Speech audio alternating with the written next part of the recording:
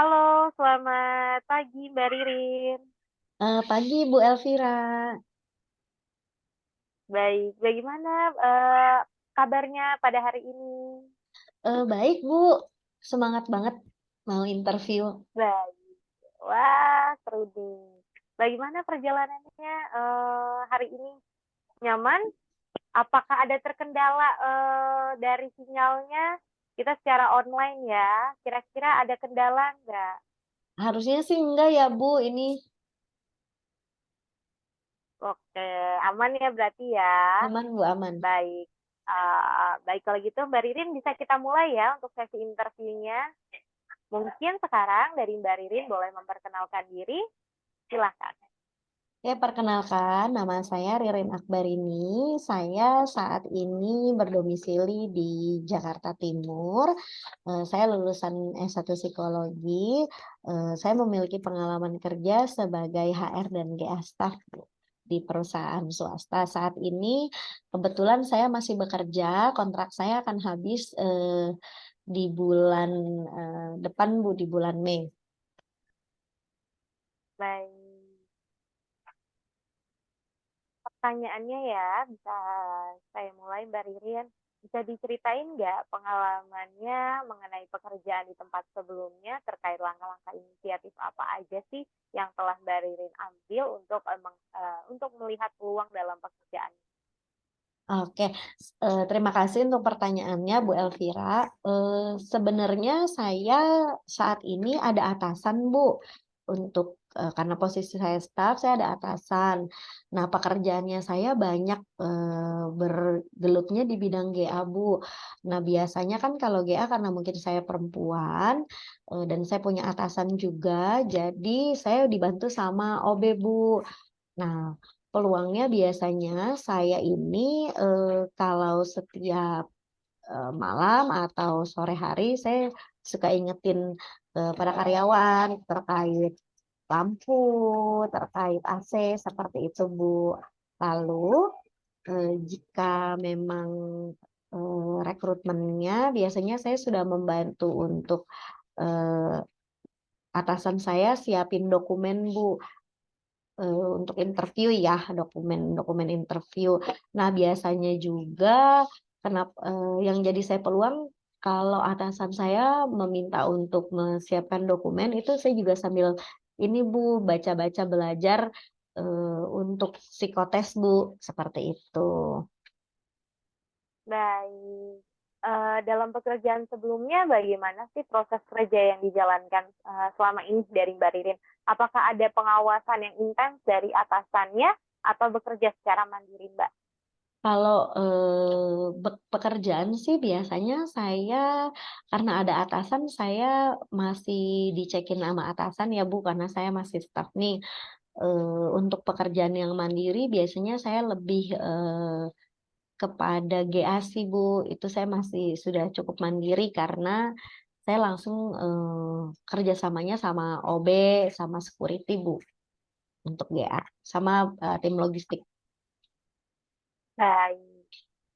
Selama ini Mbak Ririn bekerja saat menemukan kendala dalam pekerjaan, apa sih yang biasanya Mbak Ririn lakukan? Nah, kalau menemukan kendala, sebenarnya saya kendalanya banyaknya di GA, Bu.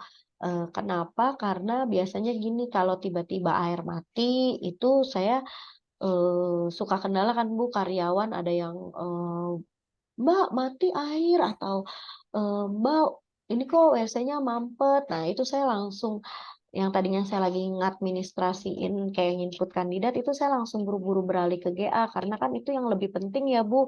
Kayak ibaratnya kalau misalnya AC panas kan karyawan nanti kerjanya jadi nggak kondusif gitu. Nah itu saya biasanya langsung buru-buru Bu. Itu kendala saya juga karena kan saya tidak punya keahlian di bidang untuk ngecekin sanyo misalnya air mati itu biasanya saya langsung koordinasi sama OB untuk saya minta koordinasi sama tukang-tukang yang udah kerja sama gitu Bu. Baik. Bisa diceritain nggak nih Mbak Ririn, kira-kira resiko-resiko yang mungkin terjadi dalam pekerjaan yang Mbak Ririn jalani itu bagaimana dan caranya meminimalisir resiko tersebut seperti apa dari Mbak Ririn? Kalau resiko mungkin resiko saya di HR itu nggak terlalu ini ya Bu, karena kan saya masih administrasi ya, jadi saya paling seteliti mungkin aja untuk meminimalisir resiko. Tapi kalau untuk DGA ya itu tadi Bu, resiko saya kalau misalnya, tiba-tiba air mati, saya harus buru-buru cepat untuk, apa namanya, cari tukang kayak gitu. Karena kan di GA sendiri resiko kita pasti kena komplain ya, GA itu tempat komplain yang kayak ruangan kotor, terus misalnya nggak ada persiapan, apa, seperti itu sih, Bu. Baik. Mbak Ririn, boleh ceritain dong selama ini bagaimana Mbak Ririn menjaga kualitas hasil pekerjaan Mbak Ririn sendiri, seperti pencapaian target, laporan, dan sebagainya. Tepat waktu sih, Bu, saya selalu tepat waktu ya, saya orangnya, kalau untuk report saya nggak mau terlambat. Jadi karena memang menjaga kualitasnya dengan seperti itu. Saya juga catat apa yang pernah saya kerjakan. Jadi kalau misalnya kita butuh cepat, saya udah punya historinya, jadi langsung, bisa diselesaikan gitu sih, Bu. Baik. Kira-kira Mbak Ririn, sebelumnya atasan tuh pernah melakukan peneguran nggak sih terkait dengan pekerjaan Mbak Ririn? Oke, kalau untuk ditegur mungkin saya pernah ya, Bu, saya kan, juga kurang teliti nih kalau administrasi kayak misalkan typo lah tulisannya, seperti itu sih, Bu. Sejauh ini sih masih bisa ini ya, Bu, diatasi lah dan tidak terlalu mengecewakan gitu. Baik, kira-kira seberapa sering Mbak dan biasanya yang dikeluhkan tuh berarti tentang ketelitian ya? Iya, itu aja sih, nggak sering sih, Mbak, karena kan administrasi saya kan palingan kebanyakan kayak input data kandidat. Kalau untuk instruksi tes kan itu nanti hasil scoring-nya biasanya dilakukan sama atasan saya. Oke. Biasanya untuk pekerjaannya sendiri, apakah ada target waktu yang ditentukan, Mbak? Bagaimana pencapaian selama ini? Dan Mmm, jika tepat waktu, bagaimana Mbak Ririn mengatasinya? Jika iya. tidak tepat waktu ya. Oke. Nah, biasanya kan tadi saya bilang saya orangnya tepat waktu ya, jadi diusahain karena saya, cara menjaganya saya dengan tepat waktu, jadi saya tidak pernah terlambat sih. Kalaupun terlambat biasanya bukan saya nyari alasan, tapi atasan saya tahu kenapa misalnya report saya terlambat, seperti itu sih. Hmm. Mbak Ririn, bisa diceritain kira-kira bagaimana caranya Mbak Ririn selama ini dalam memastikan pekerjaan berjalan sesuai dengan aturan SOP yang ada? Oke, karena kan di GA juga ada SOP ya Bu, kayak misalnya kita berapa hari, kalau di gudang sendiri kita H- berapa harus pesen, lalu H plus berapa, atau H plus berapa kita harus kirim. Sebenarnya itu sih Bu SOP-SOP yang ada. Jadi saya memang mengikutinya dengan cara mengikuti alur yang sudah diberikan. Lalu kayak misalnya lagi untuk rekrutmen, nah, kebetulan kan saya nginput dan ada tanggal pengirimannya. Ya, saya mengikuti aja aturan, biasanya sudah baku juga sih, Bu, untuk template-template yang ada, gitu. Baik. Eee, untuk pertanyaan terakhir nih Mbak Ririn, bagaimana sih pengalaman Mbak Ririn dalam melakukan suatu kesalahan dalam pekerjaan dan bagaimana tindakan perbaikan yang sudah Mbak Ririn lakukan?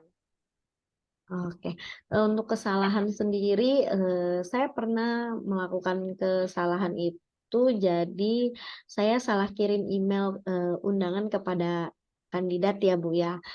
Tapi biasanya saya akan konfirmasi lagi melalui telepon atau meminta maaf. Sebelumnya saya akan info dulu ke atasan, minta maaf, saya tahu salah saya apa. Nanti saya akan memberikan solusinya, yaitu saya akan konfirmasi ulang kepada kandidat. Itu sih Bu sejauh kesalahan yang pernah saya lakukan sih. Gitu. Baik. Mbak Ririn, dari saya cukup untuk interview hari ini. Dari Mbak Ririn sendiri, apakah ada pertanyaan? Saya mau tanya terkait ini Bu, jadwal kerja sama jam kerjanya di perusahaan ini. Baik, untuk jadwal kerja kita, kebetulan kantor kita berada di Jakarta Selatan. Kita ada di jam kerja kita di hari Senin sampai Jumat, mulai dari jam 9 sampai jam 6 sore. kita libur di hari Sabtu dan Minggu serta tanggal-tanggal merah ya, dan hari-hari besar lainnya. Oke, Seperti itu. baik, Bu. Udah cukup dari saya, Bu, pertanyaannya. Baik, Mbak Ririn, untuk hasil interview hari ini akan saya review kembali. Nanti ditunggu maksimal 1 sampai 2 minggu untuk hasilnya ya Mbak. Nanti jika sudah ada hasilnya akan dikirimkan melalui email dan konfirmasi juga by WhatsApp. Baik, terima kasih banyak ya Bu Elvira. Terima kasih juga Mbak Ririn atas waktunya ya. Ya, Selamat siang. selamat siang Bu.